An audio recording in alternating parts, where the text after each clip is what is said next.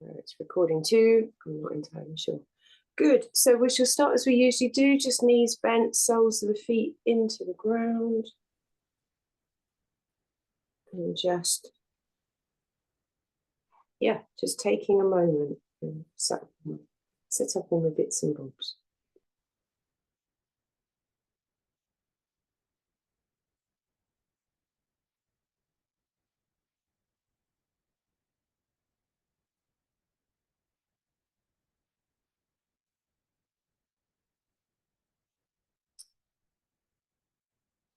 Okay. Good. So just taking the time to let your body meet the ground, just wherever you are today. And just starting to let the toes spread, let the back of the ribs spread, and the back of the head.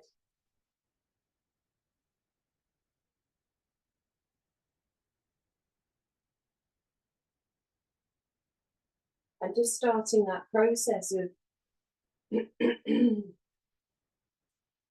just starting to notice how your spine feels. So taking that time just to feel the back of the pelvis and the sacrum and maybe the orientation of the sacrum. We spend a lot of time with the back of the pelvis as a back wall when actually its true purpose is to be a roof. So can we just let the hips settle?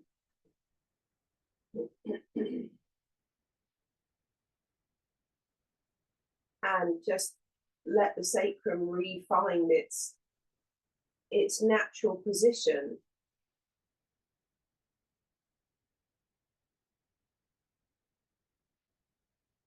And we might find that the sacrum gets invited into the low spine. And then as the tummy sinks back, that starts to give us a nice space into the low spine. So those very, very lower lumbers can start to relax and find some space. And that might lengthen the waist physically. You might find that the pelvis gets drawn away from the underside of the ribs and the ribs start to float up towards the head. So can we pause for a moment at the top of the lumbers where they meet the ribs, so you can have your hands on the pointy parts of the ribs, the costal processes. Notice what the tissues feel like between the tummy and the ribs. Sometimes they can get a little bit caught up there, so can we soften those? And just feel that part of the spine, what family used to call the waist, that part of us between the V shape on the front of the ribs above the tummy button, can we let that part of us be expansive?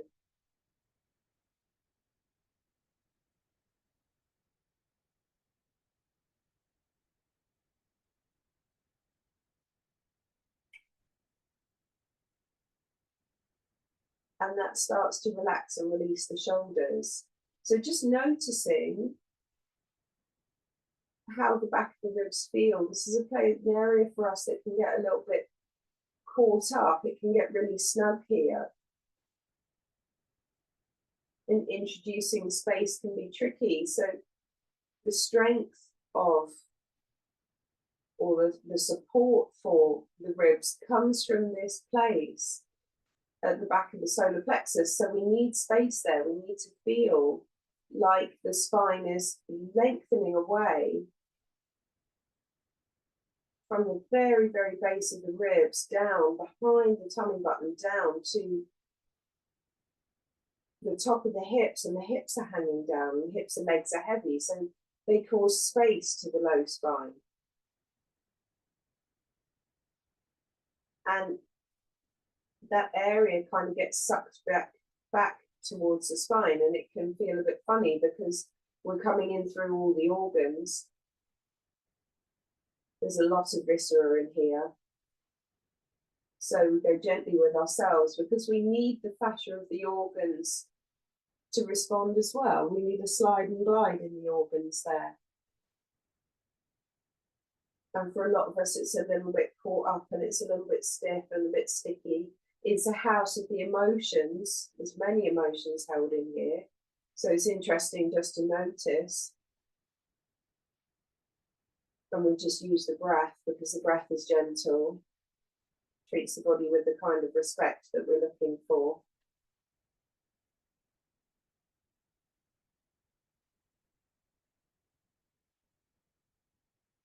And you might find that as this area starts to relax and get a little bit of length and maybe some integrity to the muscles as they wake up, right up underneath the diaphragm. And of course, as the diaphragm starts to shift and respond, you might find that the front of the ribs start to drop back now. The breath gets a little bit deeper now. We might find that the heart gets permission to drop back, to sit back in the chest cavity. And we can continue our journey up through the thoracic spine, the ribby spine. We want a space between each rib.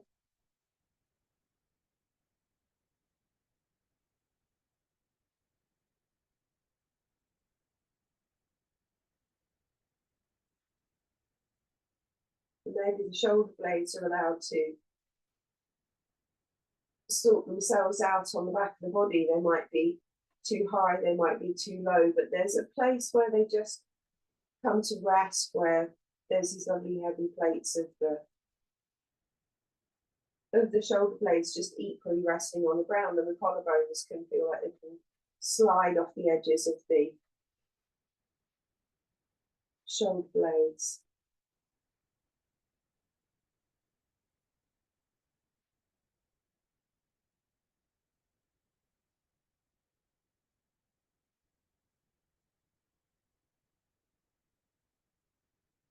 So as we come up through shoulder blades and up into the neck, feeling that the voice box can slip back, and that gives us space to the underside of the head, a little bit like we were doing last week. We can find the feet behind the balls of the feet and the sole of the foot that comes into the front of that snoopable heel. And as they pull down into the ground, we'll make that equal.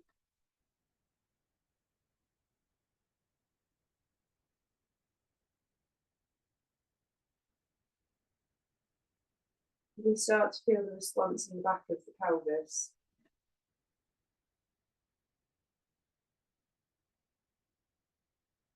And can we just let the hips hang? As the feet pull down, we'll just let the hips hang from the femurs, from the thigh bones. Can we let the hips hang from the low spine?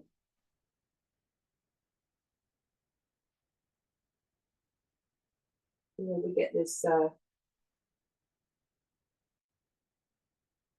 indication of something that might become a bridge pose at some point. But for now, just can we create space at the hip? The more the hips can hang from the femurs, the more space we get in that ball and socket joint. The more we feel the back of the pelvis, the more the tummy drops back, and the tummy's heavy because, again, more insides, more intestines, more pelvic organs. There's a lot going on in here. Can we let that soft? Can we let that soften and settle back?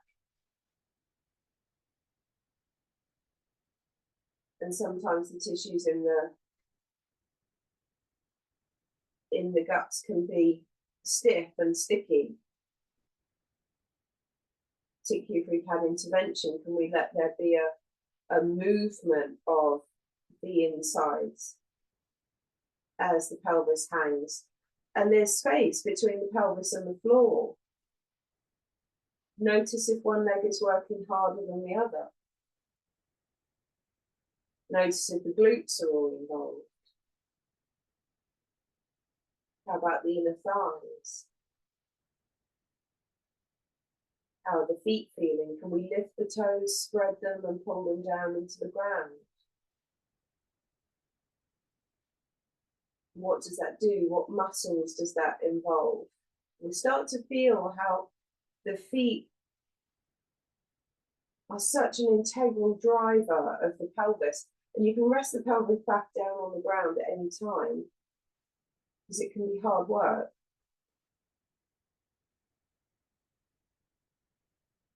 Can we let the feet and legs take the weight of the hanging pelvis? Can we send the pelvis away with the deep internal muscles that lay on the back of the spine? The inside front of the spine, really. Because as the tummy starts to come back and the ribs start to come back, there's a strength of the inner muscles that take the spine away towards the heels. All of a sudden, we're not so enamored with our bridge pose anymore.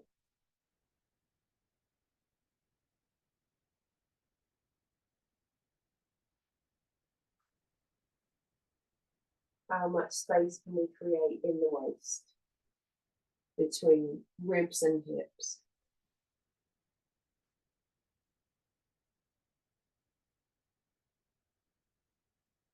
And how is that translating through the heart center? Does that create space between the shoulder blades? What does that do to the breath?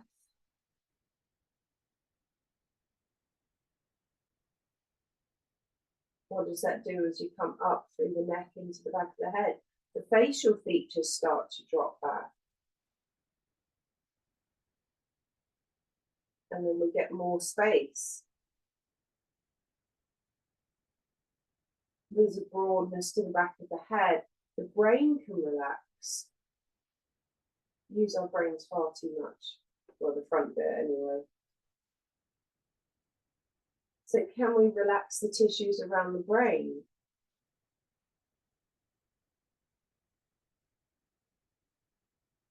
You know, the fluid flow comes from the brain stem. So if we're all caught up and we've got tight muscles and a tight jaw and everything else that's going on at the base of the skull, back of the head, if everything is so tight there, it inhibits our fluid flow. So as we find the feet that pull down into the ground and we relax the hips so the hips can be heavy,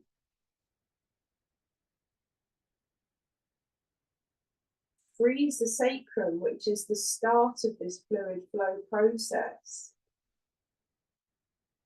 particularly when it comes to spine fluid.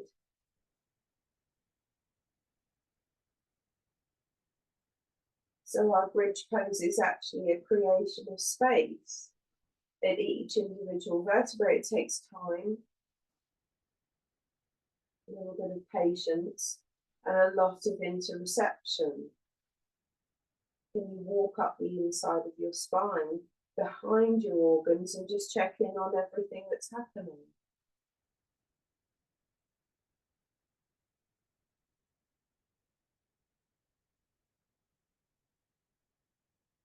And every way you touch with your awareness creates space.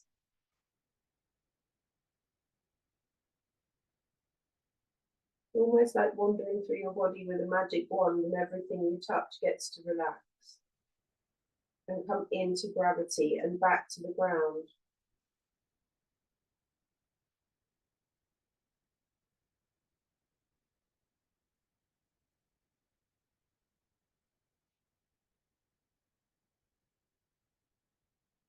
And it's the same when you come back down.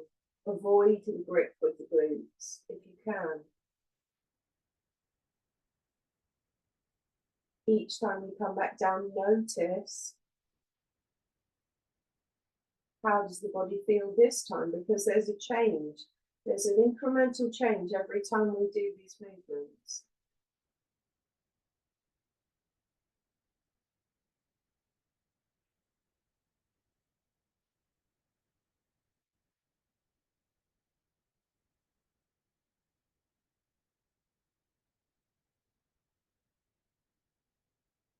So we let the elbows just sink into the ground, a little bit away from the body. Let the palms look at each other over the body. Take your awareness into your hands, into your palms. A little bit like the feet, can we create space between the knuckles, between the finger processes in the palms?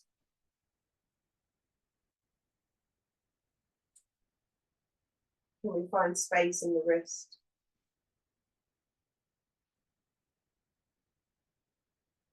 And in the elbows? And in the underarms, which just allows that heaviness of the elbows, lets the femurs rest back. Not femurs, other long bones.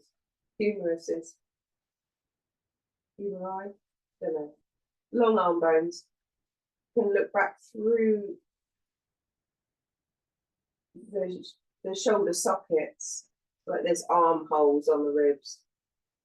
We imagine that. And then we've got these lovely long arm bones that just look back through those armholes towards the spine. So we can leave the elbows heavy and pull the feet down into the ground, which twists the knees over to the left side. If we take the right big toe into the ground and the inside of the heel, the long little toe side on the left side, it'll take the knees over to the left.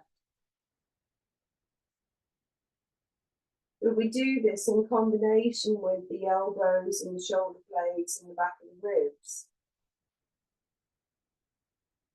So again, from that costal process that we were talking about before, that V shape in the front of the ribs and the pointy parts of the front of the ribs, we've got the spine extending away from underneath there into the pelvis. Because the feet pulling down to the ground lets the hips hang. And we imagine a big spaciousness at the hip. And the tummy sinks back, which supports the inside of the spine, which gives us length.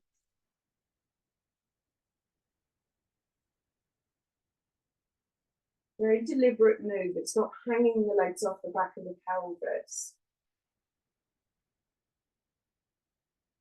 A very different flavour to this movement when the legs are connected through the abdomen, through the tummy, into the underside of the ribs. Very different flavour when we've got these lovely heavy elbows and stretched palms and long arm bones coming back through, giving a broadness to the ribs.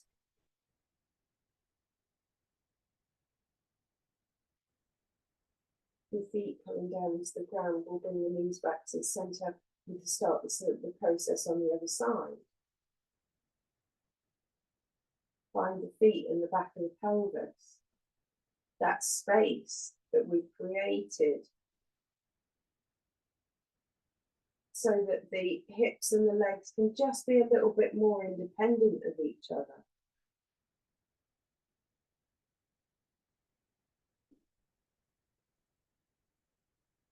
And then just taking the feet down and seeing if we can just come in with no expectation for how things were, or memory of how things were on the first side. And just look for the experience.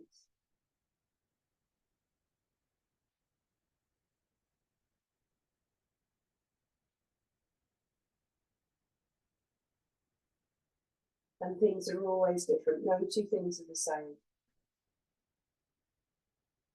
And yet we have this grasping expectation to keep everything the same.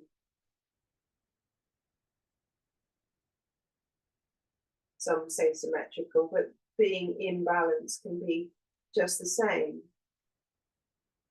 Constant seek to be symmetrical or balanced or whatever it is.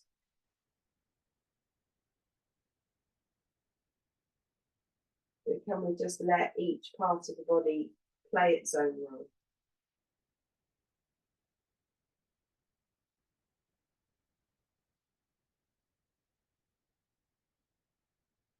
And we still have the hips dropping away from the ribs.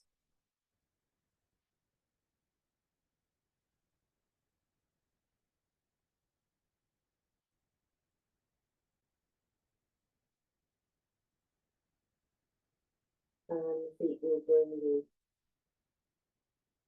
knees back to center. Can we come back to the original side? And we set ourselves, come back to the left side. Same process. This might be the easier side.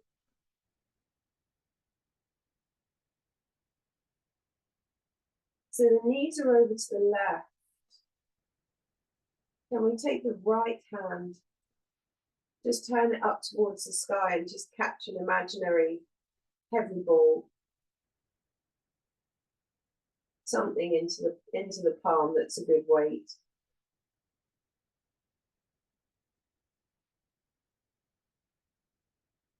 And as we feel that weight and the back of the hand being drawn down towards the floor, as it will be if we imagine this weight, and of course as soon as the hand starts to move towards the floor, it becomes heavy.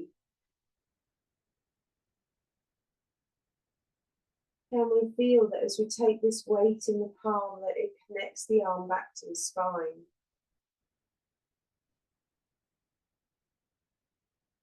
And the more the arm connects back to the spine, the freer it becomes, so the hand can start to extend away,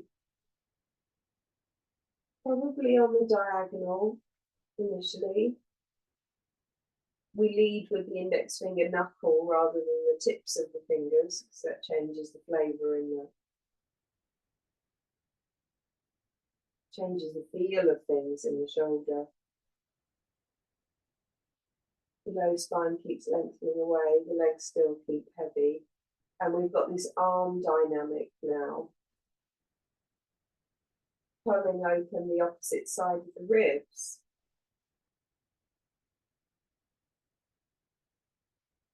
Now it may be that you're just playing with the weight in the hand and the weight in the elbow.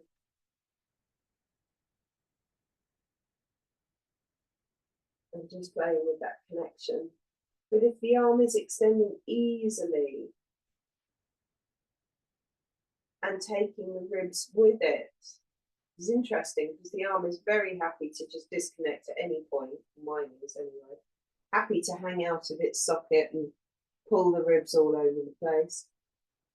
But we're not so interested in that. We want to keep the arm with its return journey. The back of the hand and the little finger side will do that for you. The index finger is happy to lead away, but the long little finger side connects you back down through the underarm back into the ribs and then the long waist.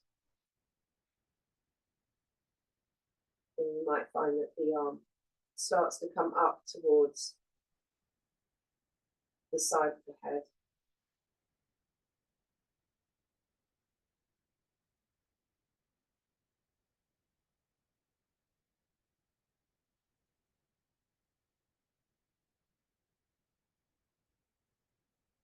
And it's just noticing where the grip may be. And we'll let the arm come back out and down, reset the elbow into the ground. And we can come all the way back to center and have a try on the right side. So again, just finding the feet and the back of the pelvis.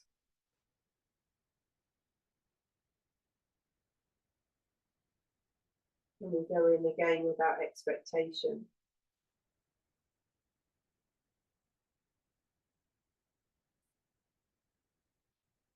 And the more we set up the pelvis and the low spine and the organs, sort of the lower trunk, the more we set that up onto the ground, into the movement, into the twisting movement, the more length we can get and more heaviness in the pelvis, then the freer we become in the ribs.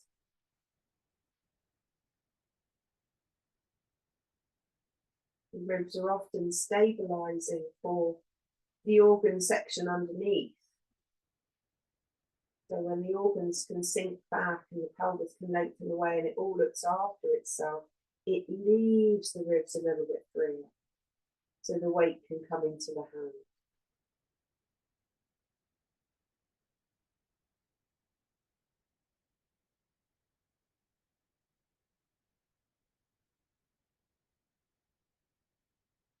And it might be that just finding that slight rotation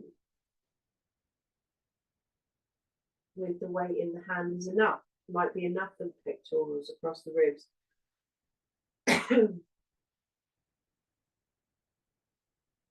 The tissues there are quite dense. So maybe a hand on the ribs, drawing the ribs in and down towards the tummy, it might be useful. You might find that one side of the ribs, one shoulder is slightly more sticky than the other. So it's just taking the time. But again, as that arm extends away, if it extends away, like somebody took you by the hand and is supporting you, because the long index finger lengthens out from the heart and the long little finger side draws you back in down the underside of the arm into the inside of the ribs. So we're feeling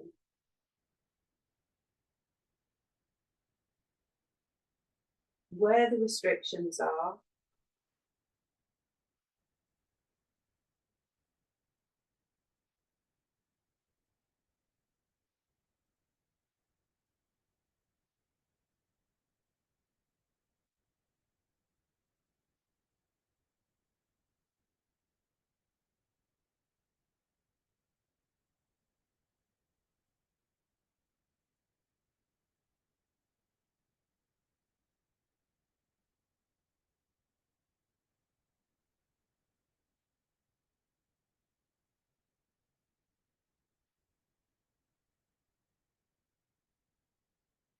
and then you just re-finding the elbow onto the ground.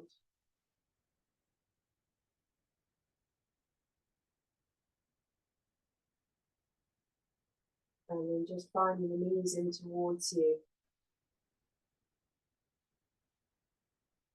Give your feet a nice shake if you need it. And have a little rock from side to side. Just noticing how the spine feels from when you started. And we're going to come over onto whichever side is comfortable for you. Find your way up into a square pose.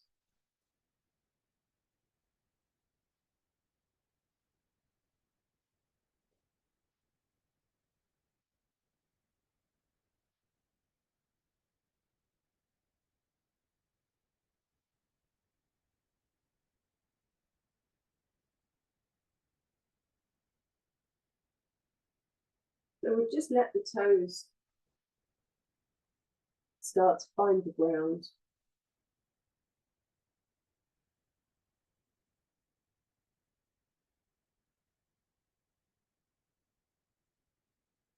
And let the balls of the feet start to get pulled down towards the ground. It starts to open out the soles of the feet.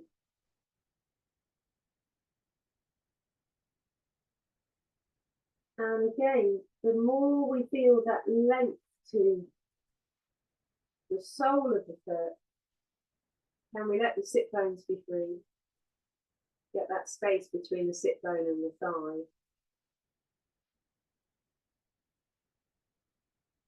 We've got a pelvis that's being drawn away towards the wall behind us.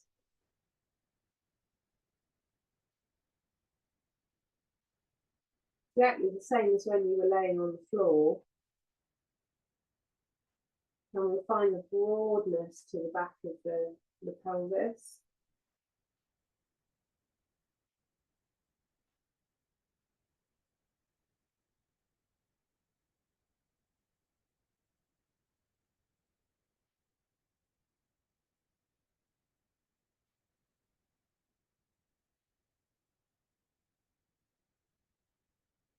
And can we find, just like we were doing last week, we just find that lengthening back with the sit bones.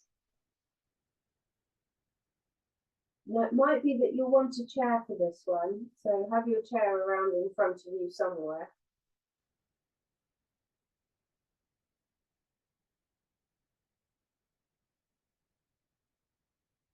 Because at some point the wrists might get tired, but see how you go. And we just feel that big toes can pull down inside of the heels, pull away towards the wall behind you.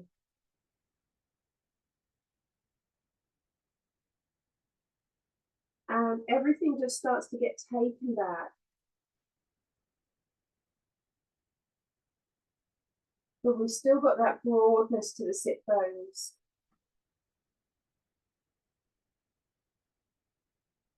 And we've still got that potential. So there's that springy potential in the feet and the ankles. You know, we love to do this backwards and forwards movement of the feet. This lovely slide of the ankles. And that slide of the tissues in the shins. You know, that opens the back of the knee. But it's taking time here to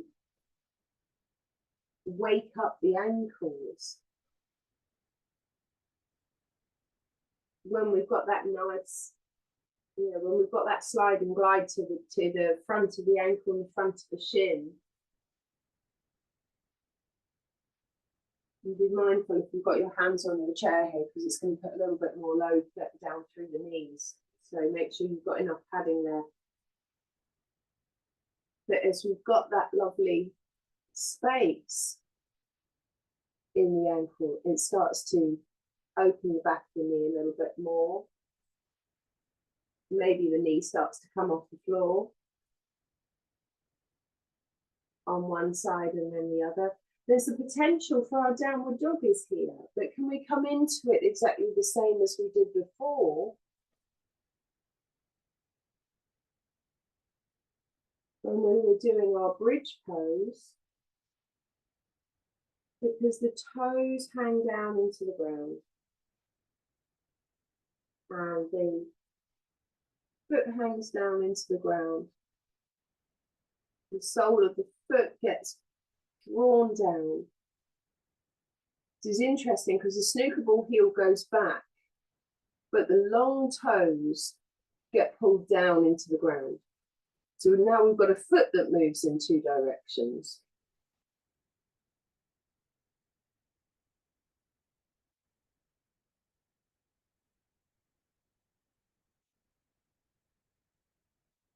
And the more we've got this foot that moves in two directions, toes moving down, heel moving back, and this starts the process of the whole sole of the foot drawing the shin back, which pulls it off the floor.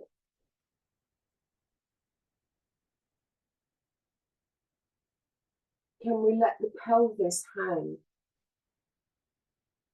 So it may be that your dog pose isn't a dog pose initially, because it's, can we just let the shins hang from the back of the knees? Can we let the legs hang from the pelvis? And initially it might be quite hard work because the tummy's got to get involved.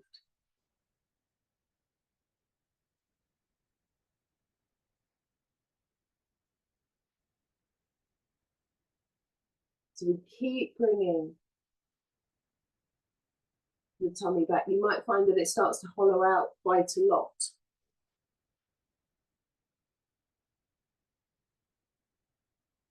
Particularly in the early stages when the pelvis is still moving back. So there's a lot of back before the upward downward dog, but we skip that bit because we're always very excited about going upwards.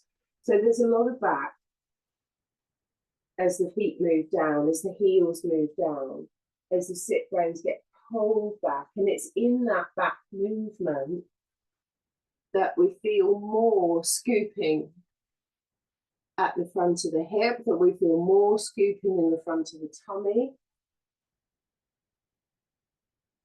Be mindful that the work doesn't get taken out of the legs, because it's quite hard work for legs and tummy and they don't want to do it. So then natural response is to send it up into the shoulders, which is always why dog pose wants to be quite high, because we can throw the body weight forwards into the shoulders, and then, you know, it just makes life easier.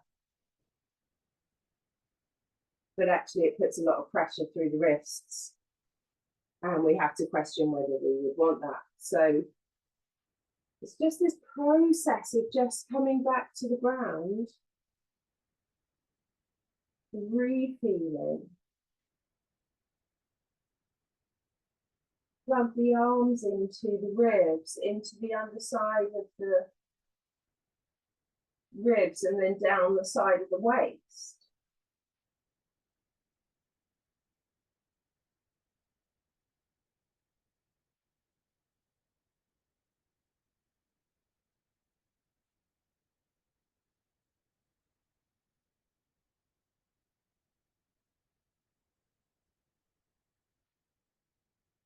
Can we keep sending the pelvis away?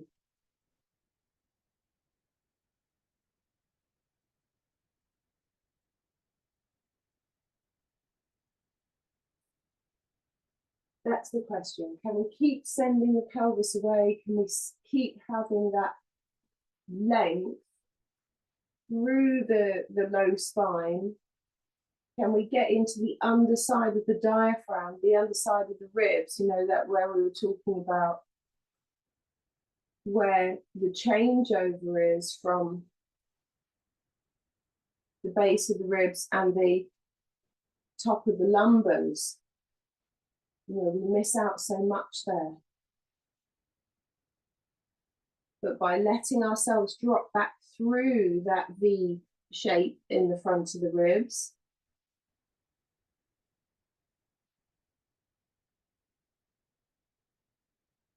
you know, when we keep coming in through the V shape at the front of the ribs, and we keep dropping back through there to the spine, it becomes like a button.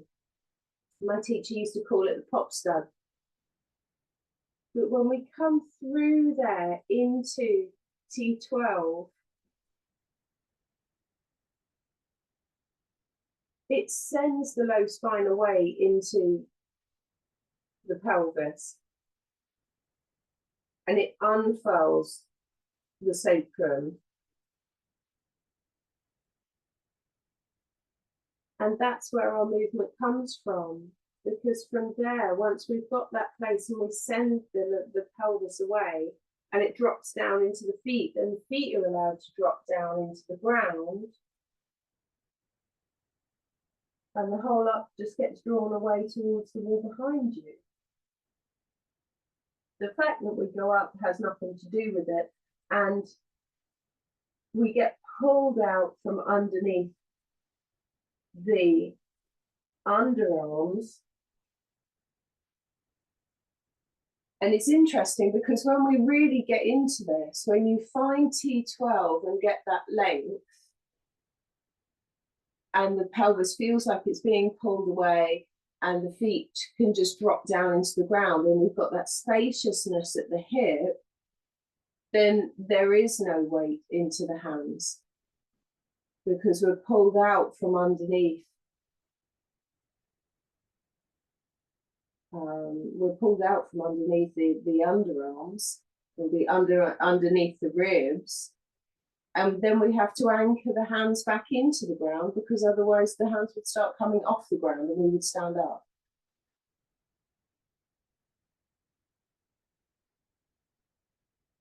That's the kind of integration of legs that you're looking for, that if you just kept the feet pulling down into the ground, you would stand up.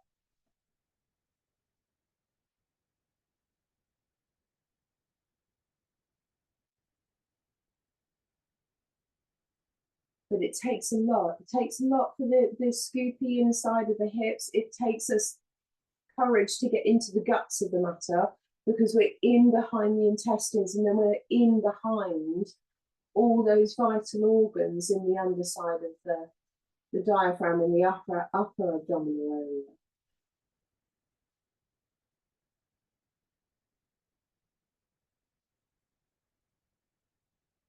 So it's like this scooping, pulling back.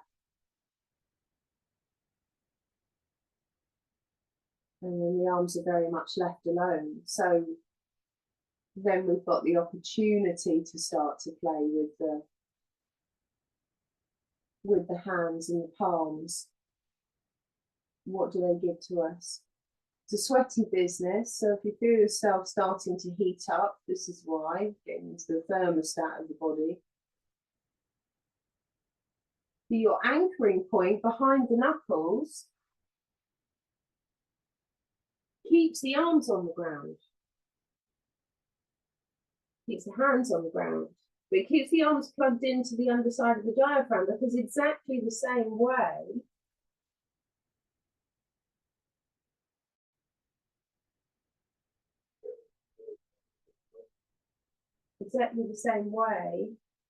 when we found our dog pose that's coming from the pelvis, and we've got hands that pull down into the ground, this gives us a length to the ribs.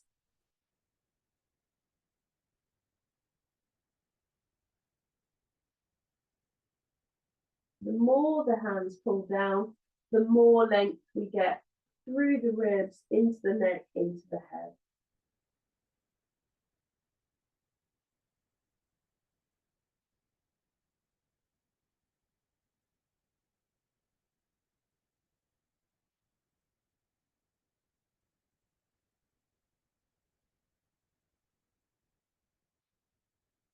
Then the next time we come down, if you want to have your hands on something in front of you, then of course you can. It might be a bit grievous for the wrists at the moment. So if it's nicer to have them elevated, then do. If you can keep that quality of the feet, of the knees, of the hips,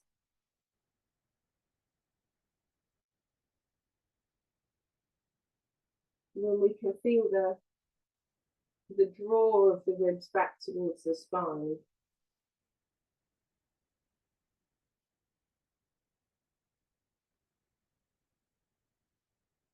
So we can start to find, we'll pull the left foot and the left shin down into the ground. And that leaves the right knee free.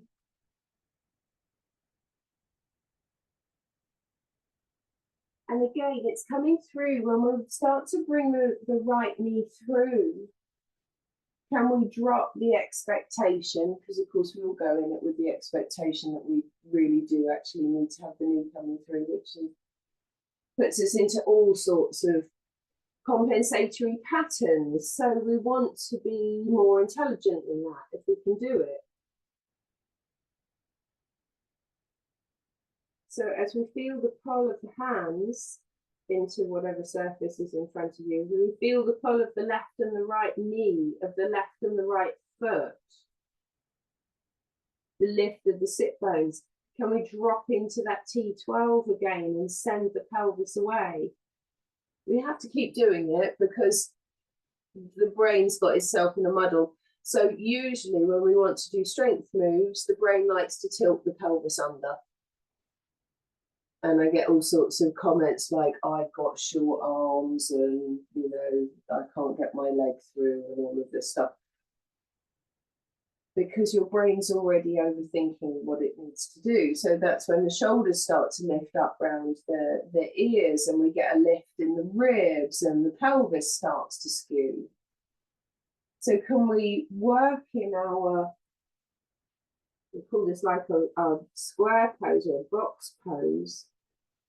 Can we keep the edges of our box broad and soft? Can we leave the sit bones away behind us and employ other muscles to bring the knee through? I'll give you a clue. They're called your tummy muscles. As soon as we tilt their pelvis under, and try this for yourself because it's good to feel the difference. But if you tilt your hips under, bring your knee in towards you, notice the main muscle that fires, and it's the front of your thigh, or it should be the front of your thigh. But you might also notice that your shoulders suddenly got involved. I know you're bringing your knee through like this as well because your jaw's all clenched up and all.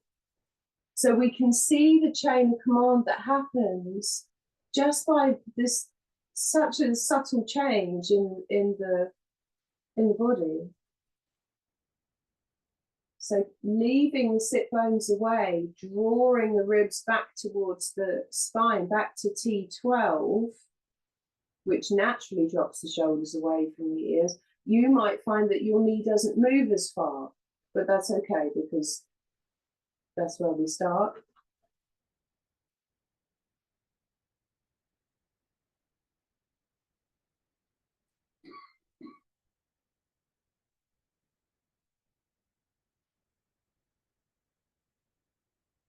And can we go into the other side without expectation? It's just because one side might have been good or not so good, or met our expectations or not met our expectation. Can we?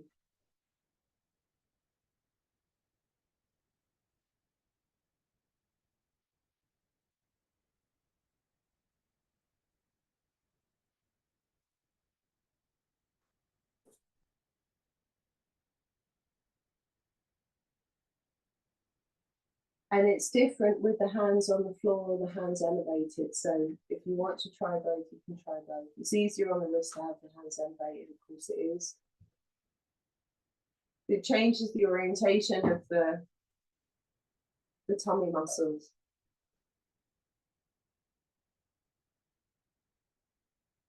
As well. So if we can bring a foot through, it doesn't matter so much how we get there.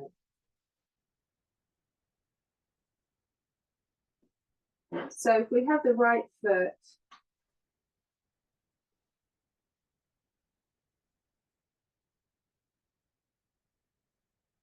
just on the ground,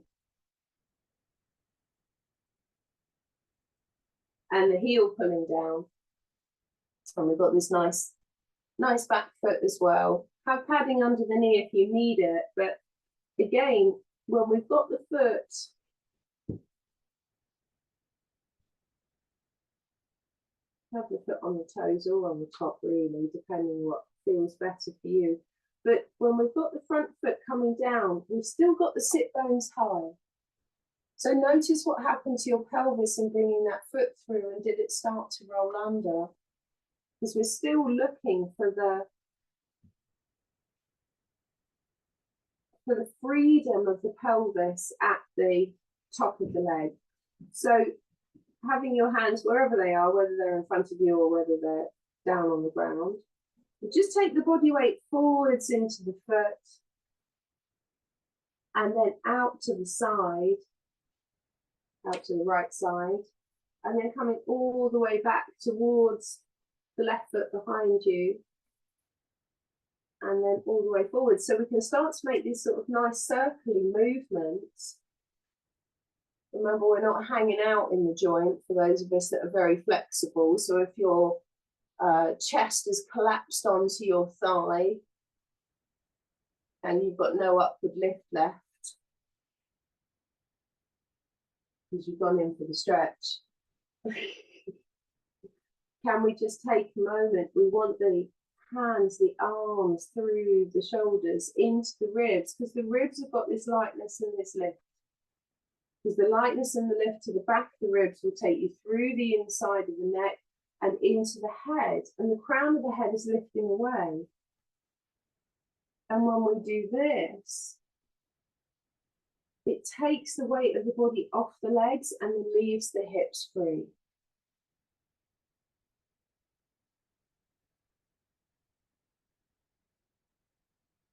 So we're going to pull down through that back foot, connect the left leg into the deep hip, and just starting to pull that foot down into the ground.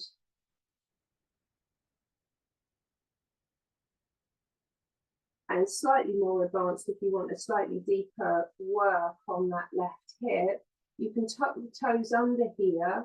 The hips don't move, but the heel just gets pulled away towards the wall behind you. So it's like the leg gets drawn out of the side of the waist. So the rest of the body hardly moves at all. And it might be a step too far for you, so go gently with yourself. Remember, we've got that lightness and lift with the hips, with the ribs into the head. So the crown of the head always drawing away. So we've got the legs drawing the waist away from the underside of the ribs. So we're going in that direction. And then from the underside of the ribs up through into the head. And then if it's nice to change over sides, you can change over sides. And again, set yourself up for your movement.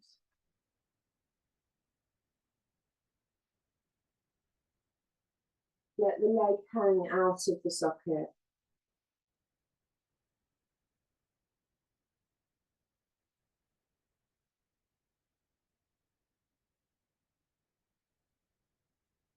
The body-wide event, bringing the knees in towards you.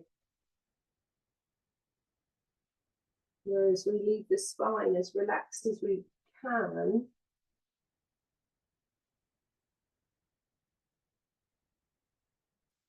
And then just bringing the foot through when it's ready to come through. And just noticing that this side may be different to the other side, and that's okay.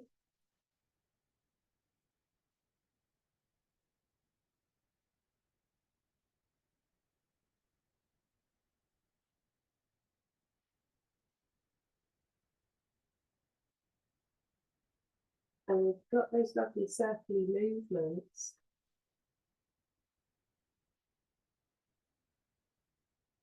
Just noticing how that feels on this side. You go forwards towards the foot and then out.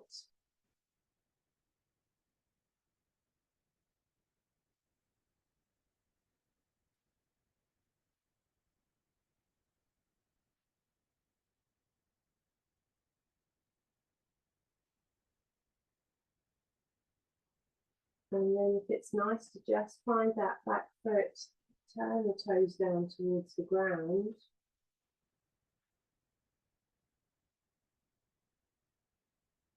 And it's just the pull of the heel away towards the wall behind you.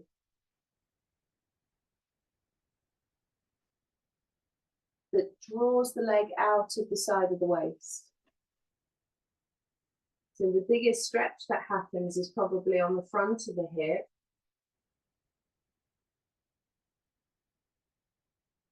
But the work is very much through the scoopy hips into the deep waist, into the underside of the diaphragm.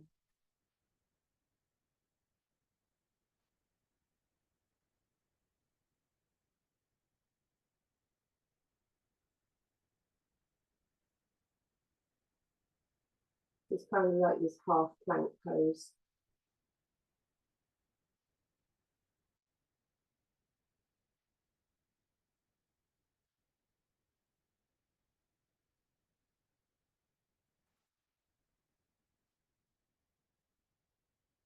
And the next time we come down, we're just finding the feet and shins. Find your way back into your child pose. Give the wrists a shake out.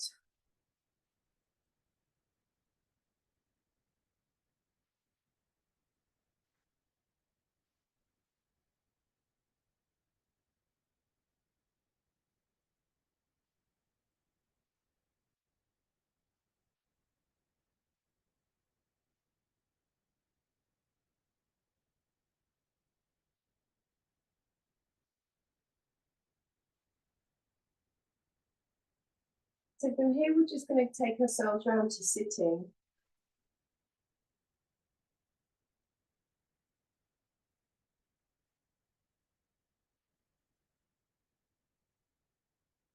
And again, if it's nice to have something at your back that is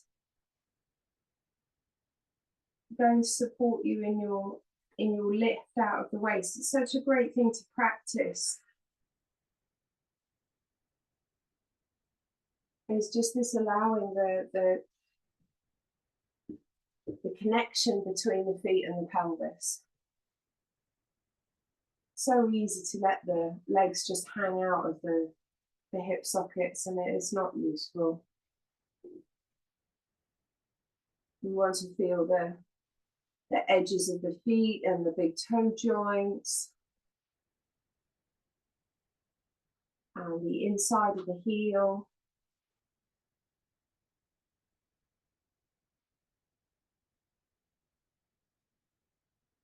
And just feel that the long leg bones can drop back through their sockets and just wrap around the back of the pelvis. It changes the orientation of the pelvis, because when we feel that we've got the big toe joints which connect to the inside of the thighs, and the sit bones can pull down, which gives us that lift to the back of the pelvis. And it gives us a root that we can grow the spine from.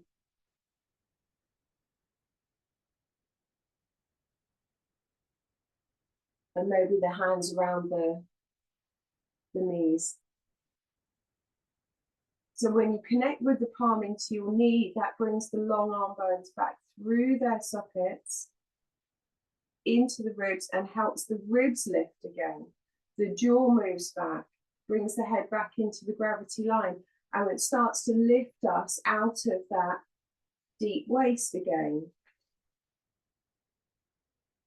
And can we feel that from that T12 that the head and the chest and the arms connect to, now the low spine can drop down. And the sit bones get pulled down into the ground, and the feet then get pulled down to the ground. So we've still got the space at the hip.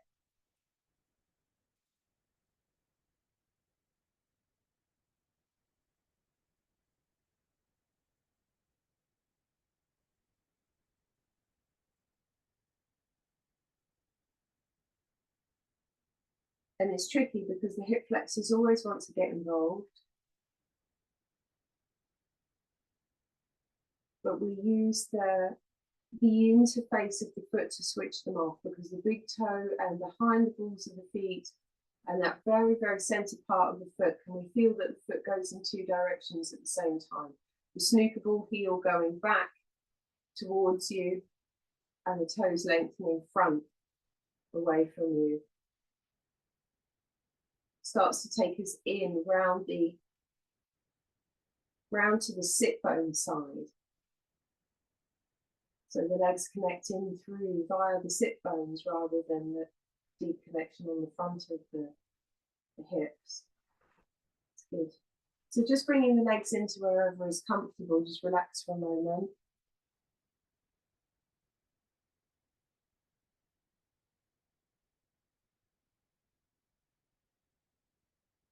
And just resting the hands just somewhere around the knees. And we're just going to take a couple of nice deep breaths. Feel the broadness of the ribs when you breathe in.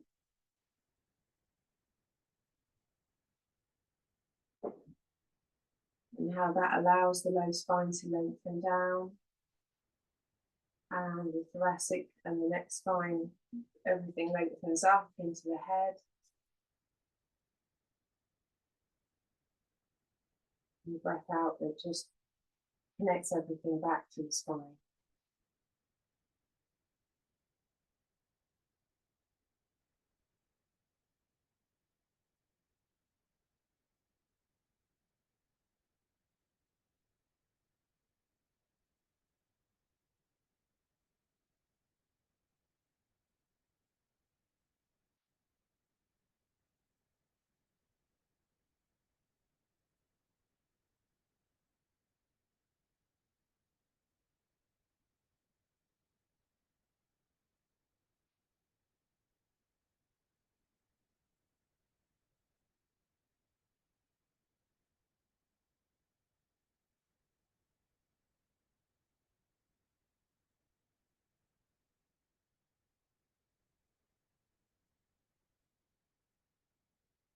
Just letting the breath return to normal. Keep the fingers and toes in nice wiggle.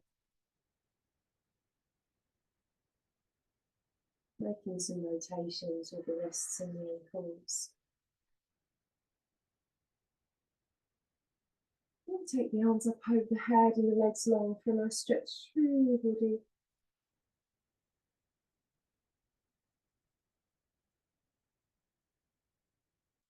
And just bring the knees in towards you. Give the knees a nice hug.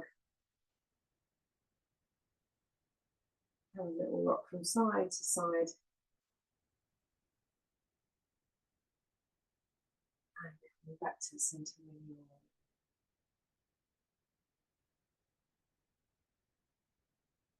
Good. You've worked hard today, lovelies. Be gently with yourselves. And it's a good pleasure as always. Thanks so much, lovelies. I love Wednesday. He's like, leave me alone.